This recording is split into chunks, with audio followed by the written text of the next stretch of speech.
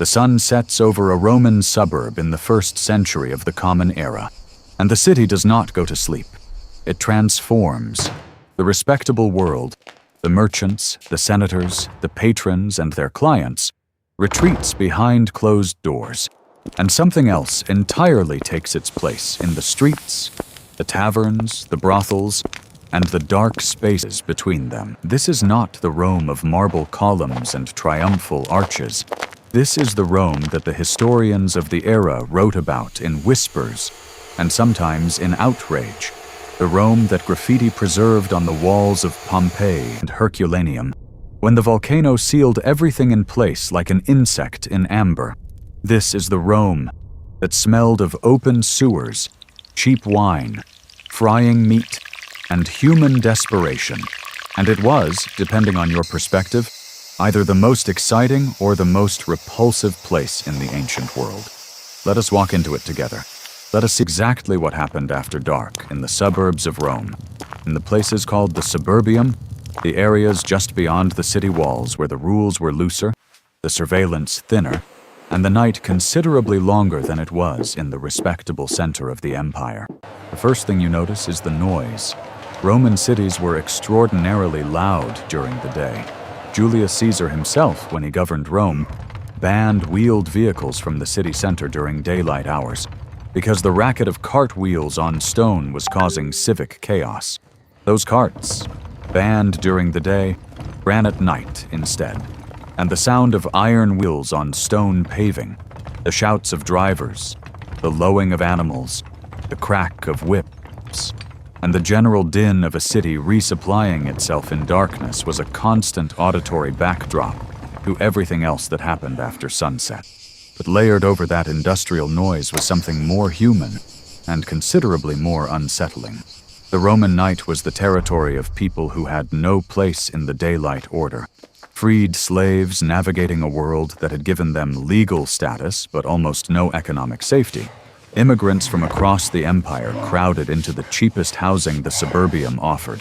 Criminals who operated with a confidence that the city's vigils, a combined fire brigade and night watch, could not reliably suppress. The streets after dark in a Roman suburb were not dangerous in the cinematic sense of dramatic confrontation, but in the more grinding, more realistic sense of a place where things could go wrong in quiet ways that left almost no trace. The vigils, for all their official authority, numbered roughly 7,000 for the entire city of Rome, a population of perhaps 1 million people, and they were primarily concerned with fire, which in a city of densely packed wooden apartment buildings was a threat of existential proportions. Petty crime, assault, and the various transactions of the night economy were largely their own affair.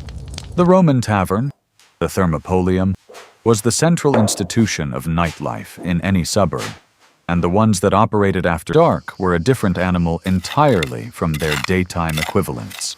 Archaeologists excavating Pompeii have identified well over 80 thermopolia in a city of perhaps 11,000 people, which gives you some sense of how central communal eating and drinking were to Roman social life. But the nighttime thermopolium served more than food and wine. They were gambling dens, meeting places for collegia, the semi-legal associations of tradesmen, freedmen, and immigrants that functioned somewhere between a trade union, a social club, and a protection network.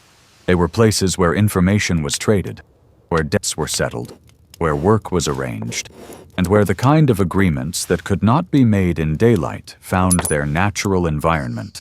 The Roman authorities regarded the collegia with deep suspicion, precisely because they organized exactly the class of people, the poor, the mobile, the unattached, that the Roman social order most feared as a political force.